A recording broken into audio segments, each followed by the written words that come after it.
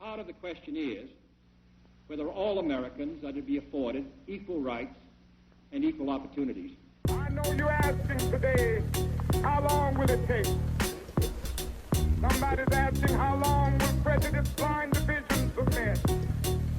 I come to say to you this afternoon, however difficult the moment, however frustrating the hour, it will not be long.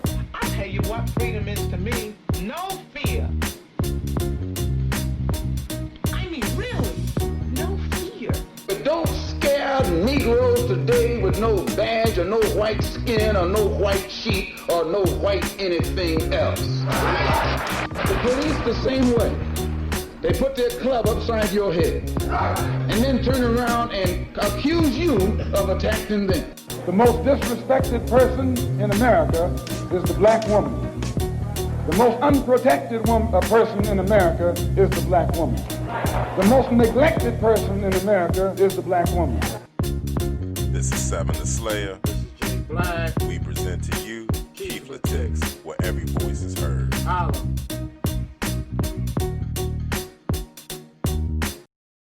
You see, a man will not marry somebody he's cool with. He's not going to marry somebody that he likes. Just because I like you don't mean I'm going to marry you. You will not impress him with your looks. Your looks will get him to look, but afterwards he'll look the other way. Because as good as you think you look, there's another lady that looks just as good as you, if not better.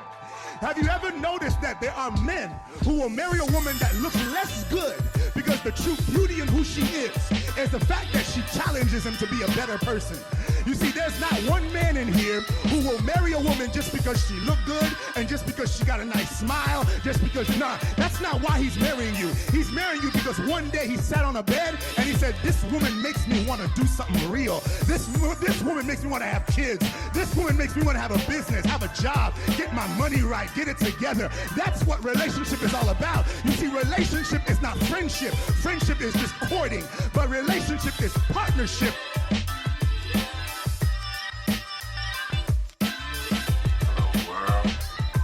Seven the Slayer, Young Bobby Drake, King of OGs. How y'all doing tonight? What's going on, people? Jay Black's in the building. How was your week, man? Long, stressful, and a pain in my ass. Hey, man, I actually paid it forward a couple of times this week, man. You know, helped a couple people out. You know, dude asked me for some money. I had some sodas and some waters in the back of the car. I went ahead and gave him that, a loaf of bread. Another cat said he needed something for the family, for his daughter. I really wasn't going to do it, but the dude in the gas station said, Joe, the only reason why I don't mess with him outside because he's trying to get his life together. So I went in and copped him some water, honey bun, and some chips for his daughter. You know, got it moving. I ain't seen no little girl out there, but hey, whatever you do with it is what you do with it. I just paid it for what you feel me. Yeah. The universe told you to do something nice. Do something positive. Do something that's going to change somebody's life. Absolutely, absolutely. Same kind of situation happened with me. A young man walked inside a little carryout that we was at earlier. He said he wanted something to eat. But before he started his sentence, I clearly was like, yo, we ain't got no money. He said, damn, I wasn't even going to ask you for no money. I'm just hungry. So I can respect that.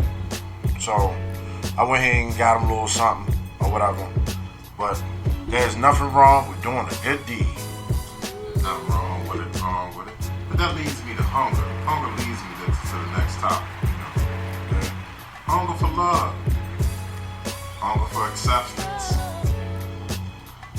A hunger to get divorced because you just hate that motherfucker. No, I mean a divorce is not like. Some are hateful. Some are. I mean, the situation becomes hateful. It's not a situation like you hate this motherfucker. Now, if a person sit back and is like, you know, I hate you, but they still live next to you, they still in the same house, you know, sometimes it could be the person. Yeah. I take it like this, man. lot of things we go through. Some people break up over finances. Some people break up over children. Some people break over inconsolable differences, which puts almost anything in the category. I mean, that covers almost every category. Irreconcilable differences. But, you know, for the ones that are healthy and just agree to disagree, got a lot of celebrity divorces. And when you look at the toll and the money-wise compared to the regular citizen, Lord have mercy. I mean, even with the regular citizen. Some divorces with the regular citizen, they come in what they leave with, but when not necessarily. Some of them. Some, but it's not few. It's not few, but I'll say it is a probably 50, 60-40 situation. Maybe. Because a lot of times when you look at these marriages, if two broke people going broke, ain't nobody coming out over nobody. You can't really say that. All depending on the situation. I say it like this: if you both come in broke and y'all both leave out broke, you broke even. But for the one that's coming in trying to take it all for the home run, like I say, a lot of these women come out here looking for the sugar daddies and the men, and they grab their sugar daddy, they marry him, and they with him for about 4 or 5 years, and they say, "Oh, I tried," but they really just married for money, not love, and then basically said they tried, and then they off to the next dude. Right. Shit, it was a movie like that with, that shit was actually funny with Catherine Zeta-Jones and George Clooney. And he was her lawyer in a couple of them. He was the lawyer that went against her. He lost a couple of them, and then he actually partnered up with her to take the money from this young Duke of Texas. He took him for all his money. Then he ended up falling in love with her, and she had all the Duke's money, but she really didn't have all the Duke's money. And she married him for his money, and he tore up his prenup. He had the ultimate prenup, where basically, if don't matter what the dude did, if we get divorced, whoever is the breadwinner keeps their money. He tore up his shit. She robbed him clean. Right. I mean, it takes a lot to actually like when you marry somebody, there's no need for a prenup. When you divorce somebody, whatever you came in with, or whatever your half is, that's your half. Now, when you marry somebody, you're supposed to love them. You're supposed to cherish them. You're supposed to. This person is the person that's going to make you change your motherfucking life. So having a divorce. That's the fairy tale version. Well, it's no fairy tale. It all depends on how you portray or what you perceive your relationship to be. So, for example, 95% of the people that are together, not even married, but just being together, they don't know the whole truth about each other. So, like when you get married thinking you know 100%. Because I guarantee right now you don't. I'll put it to you like this. A lot of people get divorced because, like you said, they don't know each other. It may be young age, finance, any of those things could play a big role where the people don't really know each other. But at the beginning of the thought of marriage was conceived by a positive, thoughtful. Nah, it was actual love until the mischief, something got in the way, or it was a perception. Because everything else falls in place. So, for example, you say finance, right? So, for finance, so if a chick meet a dude that's broke, he barely works, he barely can keep a job, he get little money. You have a baby by him and decide to stay with him, you know who they are. So, when you get upset and get angry, you use that for an excuse. Because when you got with them, they didn't have it then. All right, so I'm gonna play from the devil's advocate side. Okay. She got with that dude. He played it off that he was the guy that had this, and that. Mm-hmm. She ain't gotta work. She ain't gotta do this, or she ain't gotta do that. So now that's what she used to. And she done had a baby by this dude, but he can't keep up the same lifestyle, and now she through with it. Ooh, now, that's a good one. That's a good one. Now what? Now, this is the thing Is it about the guy's that. fault? Is No, it her wait, fault? wait, oh.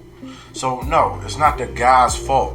It's the guy's fault because of whatever he's dealing with that's not going to... Because he's not actually able to make that foot forward like he did when he was hustling. So, now, he's at a point of weakness. So, now it's her fault because being a partner, having a partner, you will understand the fact that you don't really see that, oh, he's going through some shit. And the shit that he's actually going through, he needs somebody to have his back. That's the real term when you would say ride or die. So regardless of you having this or having that, it's not about what ifs or what if. It's about the fact of how much I love you. That's the true meaning. But you picked the woman that couldn't do nothing. Okay. So now you looking for her to do something.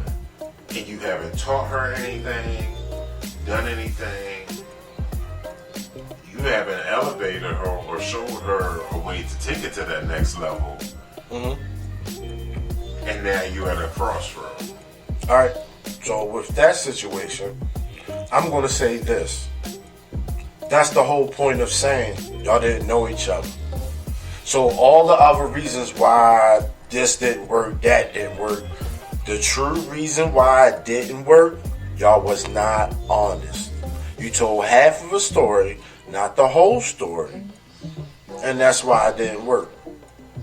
That's why a lot of relationships now, we look at the ratio, there's not a lot of people actually in a committed relationship. Well, most relationships start off as sex transactions or That's sexual always like events. that. Yeah. Like, all right, these dudes that meet these women out in the club, and this is where I find women always. That's a good one. Because I laugh at it because a lot of women would tell me when they were dating a dude or whatever, or they started dating a dude was they was out, they met, dude could have been about to get married or is married. Right. They were like, look, I'm trying to fuck. I give you 500 right now. I give you a stack right now. Alright. Shorty take the stack. Okay. He smash. Okay. They get in a routine of smashing. Mm-hmm. He may not give her a stack each time, but he'll give her like $200 or $300. Hey, baby, go do this, da da da. Right. Now they got a routine going. Mm-hmm. But sex that took it to the next level. They just start hanging, da da da, vibing, all that cool stuff, all the good things. Mm-hmm. Now it's turning into a relationship, in a sense. Well, it's not turning into a relationship. It then fell into a relationship because it's already there. Wait a minute. It was a relationship when it started. Because No, it was a transaction when it started. Well, we're going to say, okay, it can be the transaction, but it was already what it was when it first met. And the reason why the transaction was going to happen because what the connection was when they saw each other. Whatever happened during that beginning period, the conversation, the way he talked, or the way she talked, the way she looked, the way he looked. I'll give you that because that's the only way she was accepting it. Yes. Exactly. So, as that shit... The money was just the bonus and weak part on his game, I say. Yeah, but... Because I ain't paying for no pussy directly. Well, just... Indirectly. Okay. So... You always pay for pussy indirectly. Alright, this is the issue here. Majority of the time, females that give their pussy away to, like, for money, 9 times out of 10, it's either a trauma or some shit that they feel like is the last resort of everything. But not realizing that you're hurting whatever your future is down the line. Because if it's somebody down that motherfucker, by the time he get to you, it's like, fuck. He gotta do so much work to, like, to even have just the a happy part. You feel what I'm saying? Because once you get with her, the beginning part is gonna be true, but it's like the rest of it she won't even tell you. The same thing for a man. Like the ratio of like females and men together, and yo, they don't tell the fucking truth, the full truth. And that's what the issues are with divorce rates and everything else. Like even for a person to get married, like people that have open relationships and shit like that, like a motherfucker will have an open marriage, turn around, get mad at the other motherfucker about something with the other person. And I'm like, yo, if you have an open relationship, you might as well be single. Why have somebody and then you doing what you doing out there? Now, if you got like a marriage where it's like the open point of, oh, you got a third party, that's something different. Where the third party only deals with y'all two, that's different.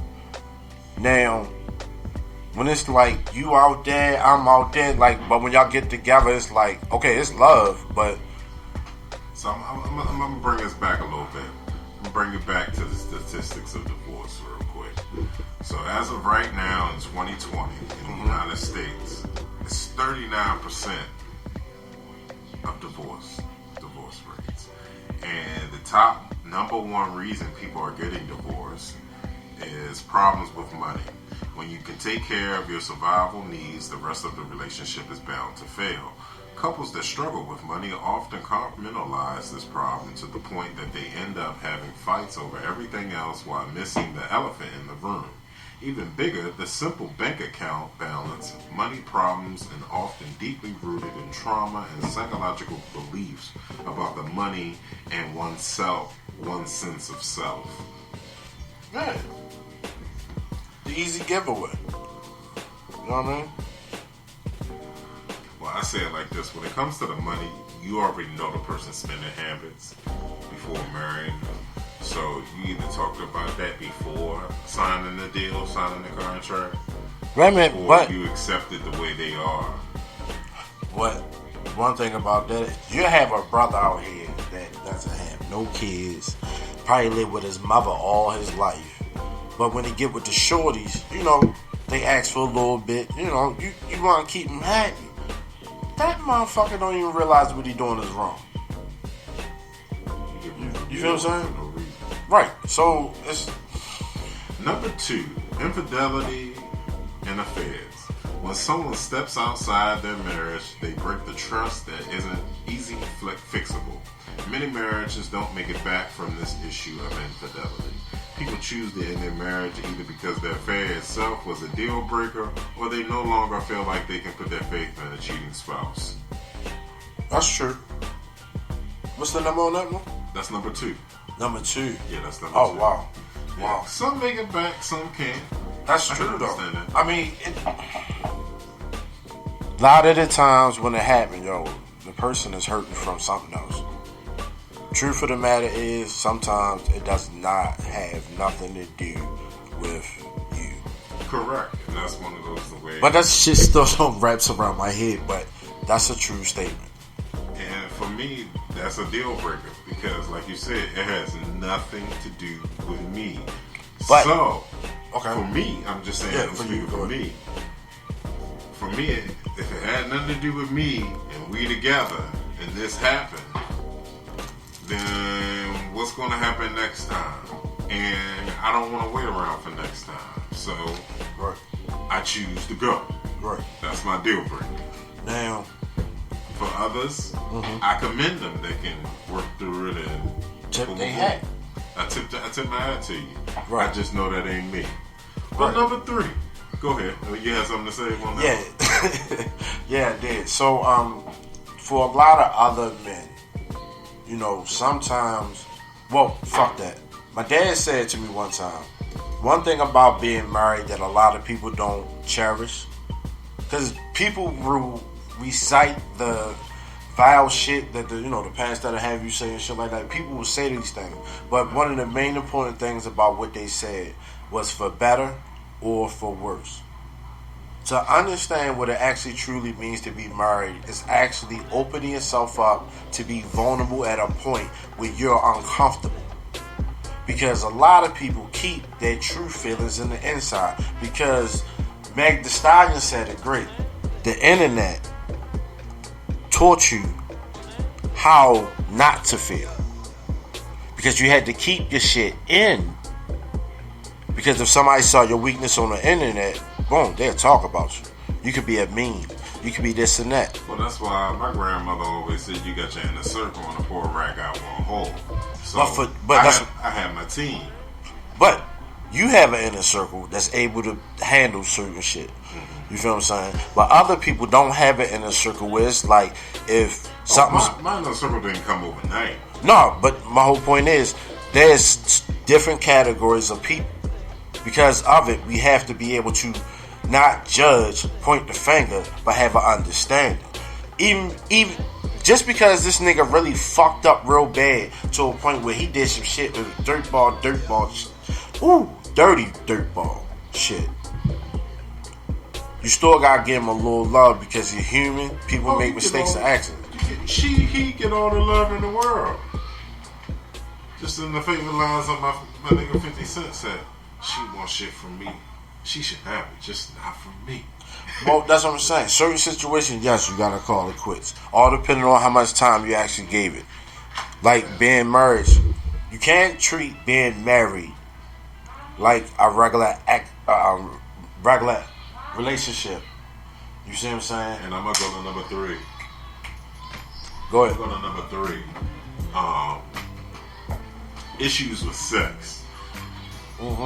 When couples struggle to have sex or when their sex is unfulfilling, it's easily drive a wedge between two other loving, compatible otherwise two loving, compatible partners trying to fix a complication of sexless marriage and can sometimes be more of a burden than a couple willing able to bear. Likewise, other couples that no matter what they do, they're simply no longer sexually compatible or never were. The facts about divorcing. And what number was that one? That was number 3. So it was just the top 3. The top main 3 for 2020? For 2020. God damn. Well, I mean, honestly, when you think about it, though, I'll go back to the Meg. I'll tag onto the Meg Thee Stallion thing because somebody else said it before her. What? Relationships back in the day lasted a lot longer because there was no social media. There was no, like you had movies and things of that nature, and movies even showed love and songs. Like back in the day, Darnell Jones. My man Darnell Jones made songs that hit your soul.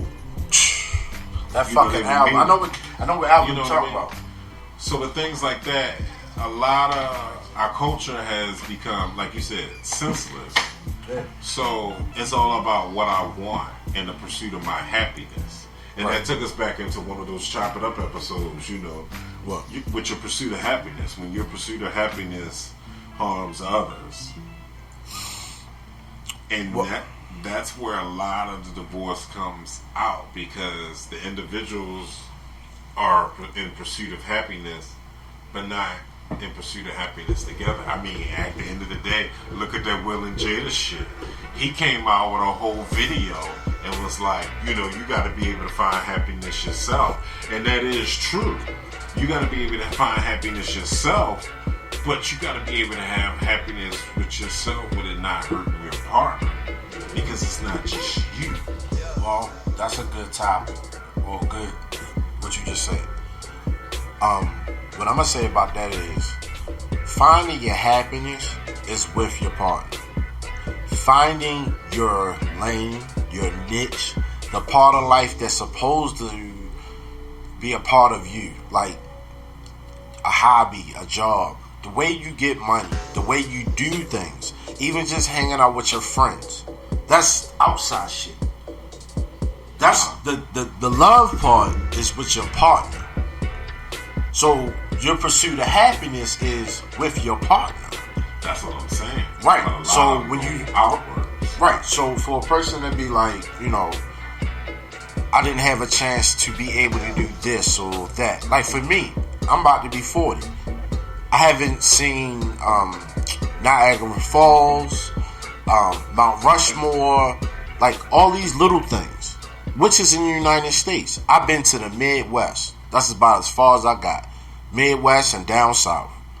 Florida, I want to get to Florida. I want to do these other things. But it's not my partner's fault. It's mine. You know why? When I decided to go out here and party, the nightlife, the street life, had my first son at 21, second one 22, back to back. So having children early made me limit to a lot of the things that I was able to do, that I should have been able to do. On top of not really understanding what it means to be an adult, paying bills, being responsible, remembering to get groceries, pay the light bill, pay the house phone, cable bill, little shit like that, having bus fare money. But on top of that, you bring 2 children in the world, 20, early, in my 20s. I'm still partying. I'm not, I got somebody else watching them. I'm still partying. When my sons, I remember one night they wanted me to stay home because they wanted to do something. I'm like, nah. Like, it was a special night. Yeah, it was a special night of some shit that I shouldn't have never did.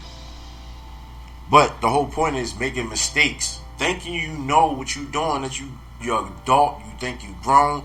You make all these mistakes. Now you got others that actually have the guidance, the people in front of them, the people around them that's like, yo, we going here, yo, we going there. But instead, we got other people like the ones that's trapped up in the hood, where you got some people that's able to get out, we got some that's still stuck.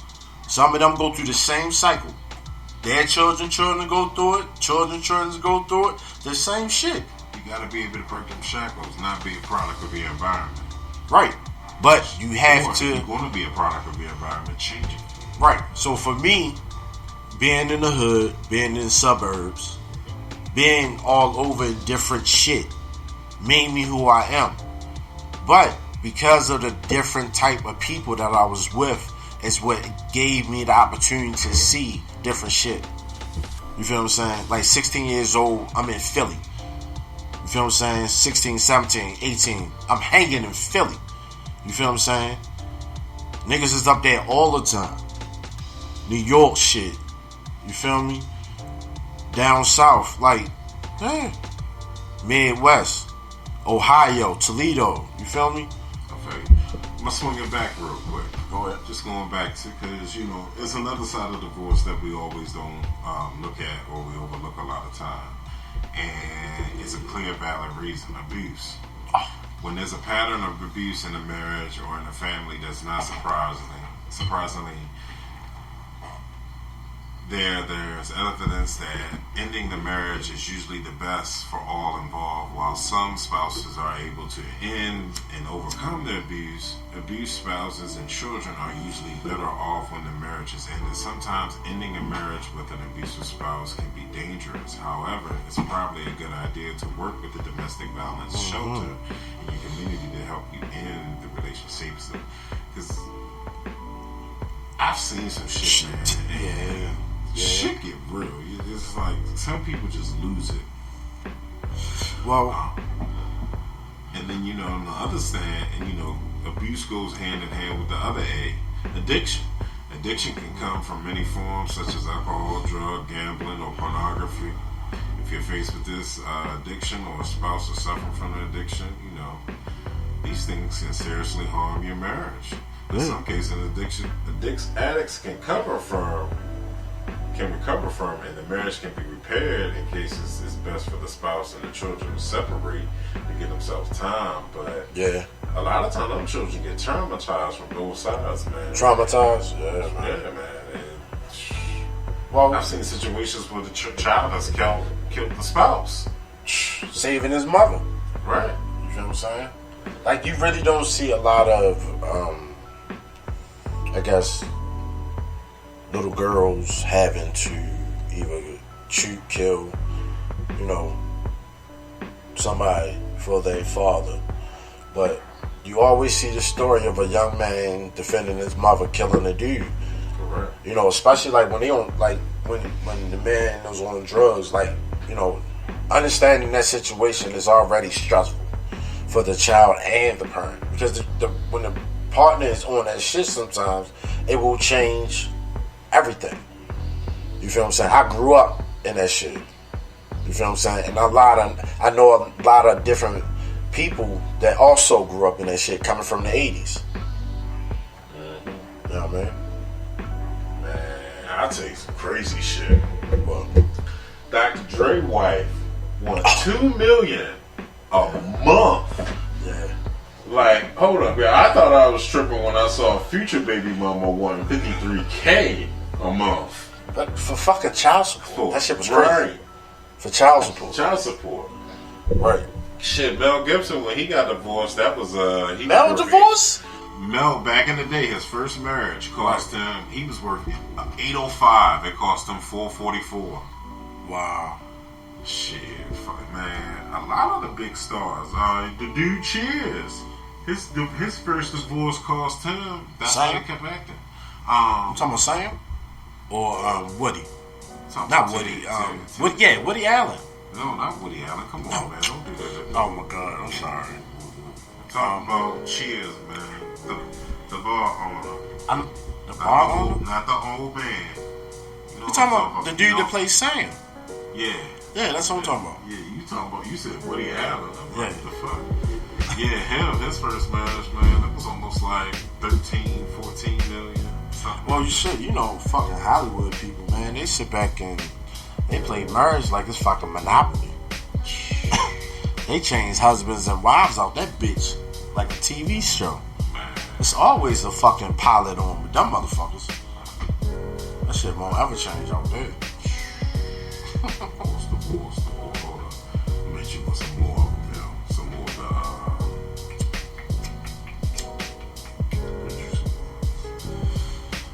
So, you know, the dude from S.H.I.E.L.D., he got divorced from Jennifer Craig. After 19 years. Hold on, nah, that ain't what I want. That ain't what I had. Motherfucker like, yo, you married to me, you stuck with me, shouty. Well, that's why SA is easy to, you know, it's less expensive to keep. Nah, fuck that saying. I hate that saying. Cheaper to keep them than to get bread. It's never cheaper to keep anybody, because you're going to always spend money. All right, here we go. Johnny Depp and Amber Heard. Now, that was an abusive one. Man. She said she was telling people that he beat her ass and was trying to get him kicked off Pirates of the Caribbean. And then when they found out, They kicked him off of it. No, they didn't. He did the last movie. That was it. They ended it. Oh, shit. But then they came to find out she was putting hands on him. So they was trying to get her off of Aquaman too. Oh, I had God. to think for her until I found out she was batshit crazy. Nigga, you That was talking about- $7 million. You talking about an abusive relationship with a female? Oh my God. Mike I got Tyson. stories for Mike days Tyson. for you with that one. Mike Tyson and Robin Gibbons. That was an easy 10 mil for her bitch ass. Man, she did that shit. She provoked it, agitated, and plucked his fucking nerve. Now this will get you. Jennifer Lopez and Chris Judge. Man, fuck J-Lo. Yeah, that was $14 million, right? For who? Her? She lost $14 million out of that marriage to the dude Chris Judd, and she met him. He was a backup dancer, and guess That was what? like a quarter in her goddamn Guess who's pocket. He was a backup singer in one of her songs of Love. Yeah. Thing. Man, she did the same Thing. goddamn thing. She changed husbands just like she changed her drawers. If Lance she Armstrong and Kristen Richards. $14 million. Lance Armstrong. He Man. lost $14 million off his divorce. Here you go. Jeff Gordon and Brooke Seeley. He lost $15 million off that. Goddamn. Michael Strahan and Gene Mugler. $15.3 million. That's what he get from her. I ain't like her though. Yeah. I ain't like her. Here we go. Matt Laura and Annette Brody.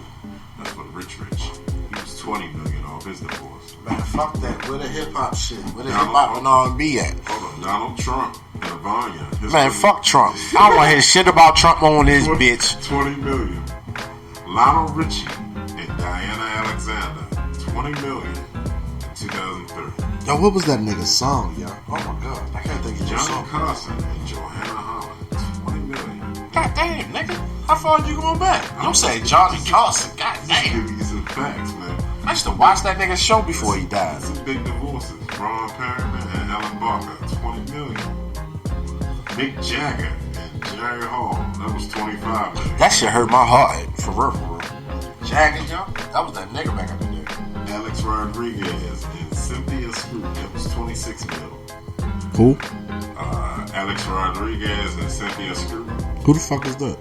That's a baseball people. Hulk Hogan and Linda Carriage. That was $30 million. You know what? We're gonna talk about that one. That was some Hogan. petty ass shit. Yeah, she just wanted him to suffer. No, 8 years. that was with both of them. They both old as fuck doing that shit. Nigga, they was petty as shit. I remember watching the show. Oh, and I'm sorry, I gotta correct myself. Ted Danson from his name is Ted Danson. That's his real name. That plays Sam in Cheers. That's his real name, Ted Danson. It was $30 million he lost. What, alimony? Yeah, he lost that. God damn. Mike Douglas, one of his first marriages was $45 million. You know what? Being honest, motherfuckers that do that shit, yo, it's just being petty. But it is something to actually put some.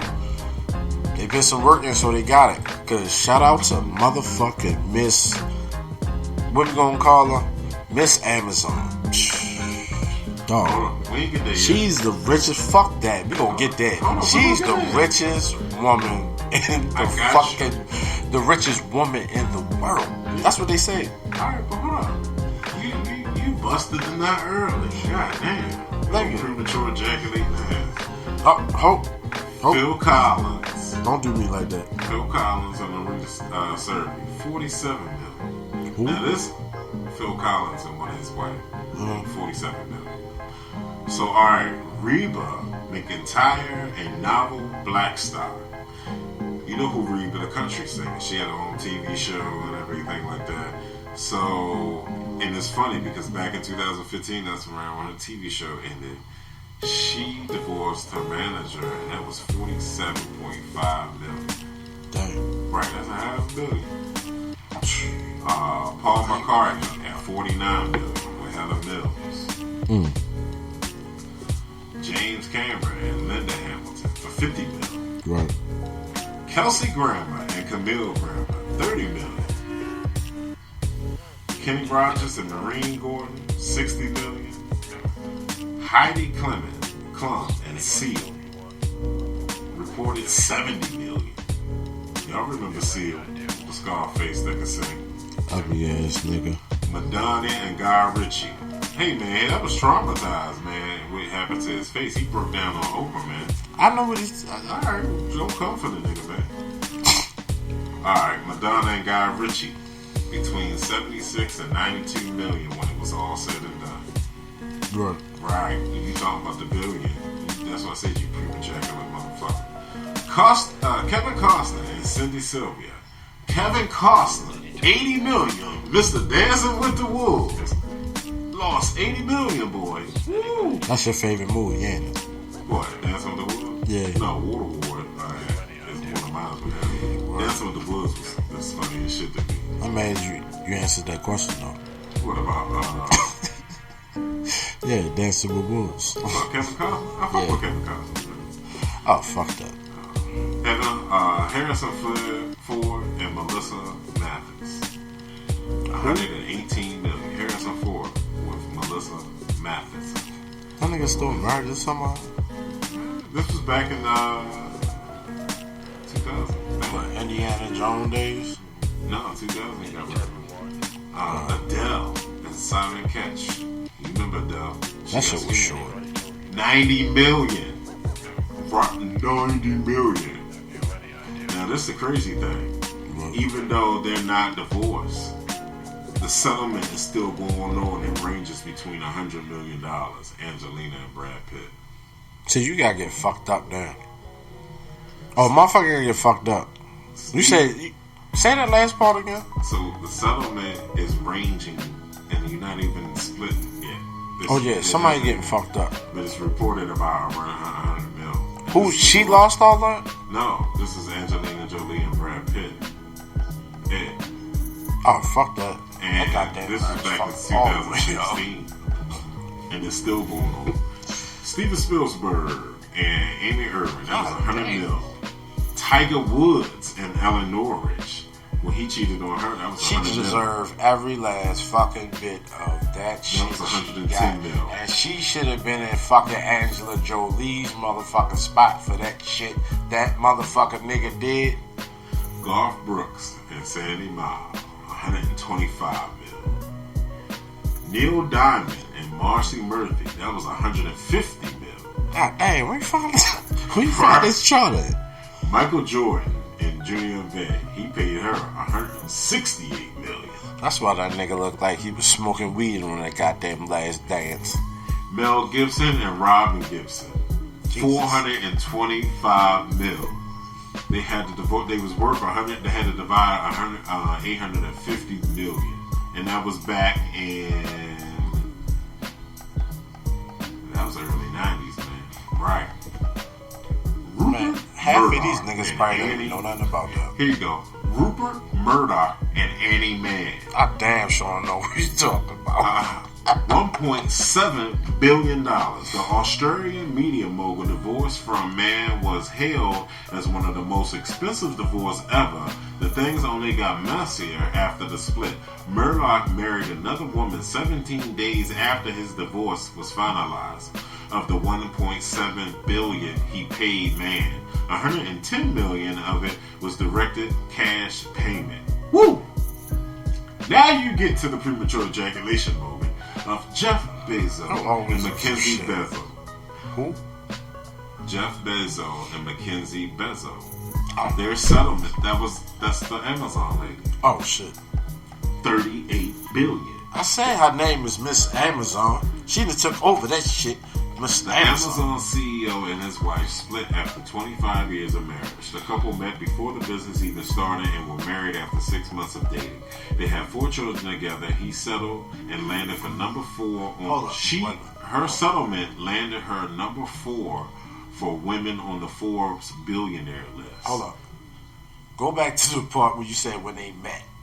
The couple met before the business even started and were married after 6 months of dating. Them motherfuckers went 6 months and got married? Yeah. Oh, shit. And were married for 25 years. God damn. Correct. Oh, she got about that shit early.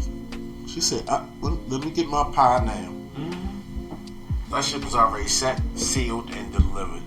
You see what she looked like, right? Nah. You ain't seen what she looked like? Nah. Yeah, I'll show you. I mean, I really don't care, but... Not that bad looking. I mean, but he can pussy all day, so... I mean, neither one of them looked bad, but at the same time, it's like, it was a business deal. I mean, yeah, they built it together. And it was a business deal. 25 years. They lost touch 10 years ago. They had a good 15 years rolling, but them last 10 years, they knew what time it was. She was getting big Coca-Cola, man. Dingo style. What? This nigga here. I'm just trying to tell you, man. She probably watched one of those Blackett pornos. Blackett, B-L-A-C-K-E-D. Why? Just why? Can anyone answer that question? Why? But, hey, man.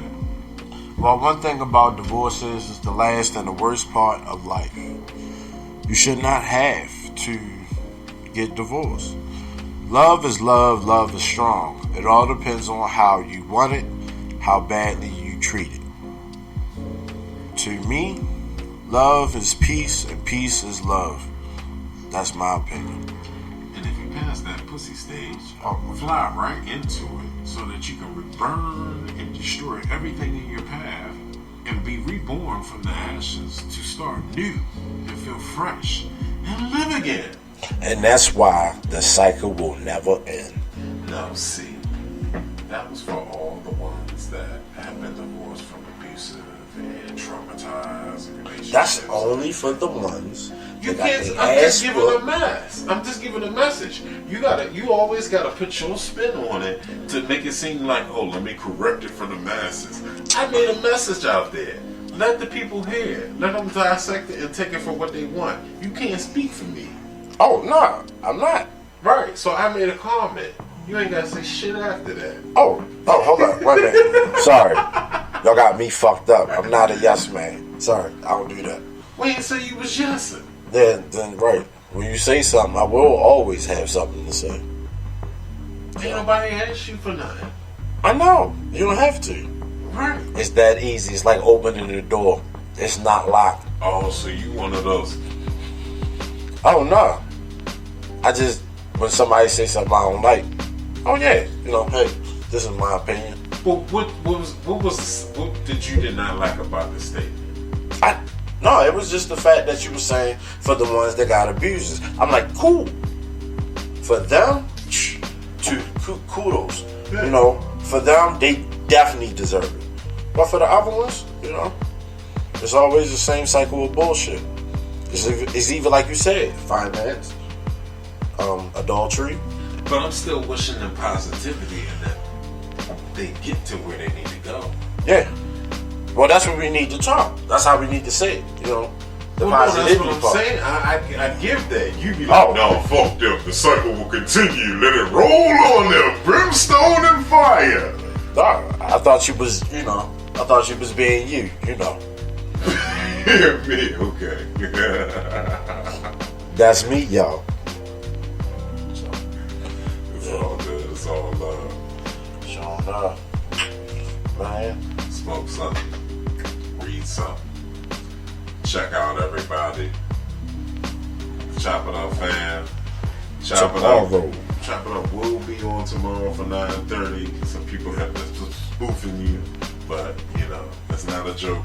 Tomorrow, Chop It Up. Yeah, man, we over here getting it. We See got y'all there. Yeah. Hopefully everything be coordinated and jumping off for y'all. Yeah. Y'all tune in on Chop It Up. Tomorrow, we will be announcing a winner. If you text in, make a comment, you have to name 2 episodes and all 3 of the cast members. All right.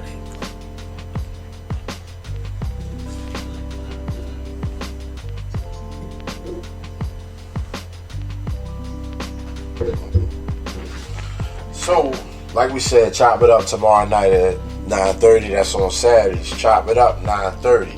Kiefer Tix. Y'all already know, Friday nights at 9:30. Tune in. We got Perspectives Sundays, 11 o'clock, man. Y'all gotta check them out for real. Majestic Behavior, Custom Tees and Designs, man. Y'all gotta check out the website at majesticbehavior.com. Look, whatever you want, they can do it, man. They got good, reasonable prices and everything else. Just check them out, majesticbehavior.com. We got the LTOH, man. A Little Love of Heaven. You know what I mean? She got some bomb-ass drinks, man. She be on the show, Perspectives. Sipping on some scissor. Oh, my God. Yo, she be having some good recipes for some good drinks. Laid back, chill with your peoples and them. But you got to also check out Perspectives, man. They got they got a lot of topics, a lot of shit to talk about. They just want to know what's your outlook on life. You know what I mean? And we got Kelson Hair. Look, man, I done checked out a couple of his videos. Man, he be laying that shit down for them females with the wigs and shit. You know what I mean? He also is going to have a raffle. So if you're from Baltimore and you tuning in, go check out. When he do the raffle shit, he gonna go live and let y'all know who the winner is on the show Perspectives. That's us right there, y'all. That's a message for all you bald-headed bitches. See? What? I thought we was being positive. We are. How's that being positive? Trying to help these bald-headed bitches not be bald-headed no more. That's not being positive. That is being positive. That's not gonna make a female say, "Oh, I need to grow my hair." I ain't gonna hate you on that help her grow her hair. I'm trying to get something sold in so she can be good. Ain't that a bitch? Always got a reason for Instant something. happiness to you. So instant happiness to you, bitches. Yeah. Well, this is wrapping it up. This is the end of the show. Let it know. Let it be known to them.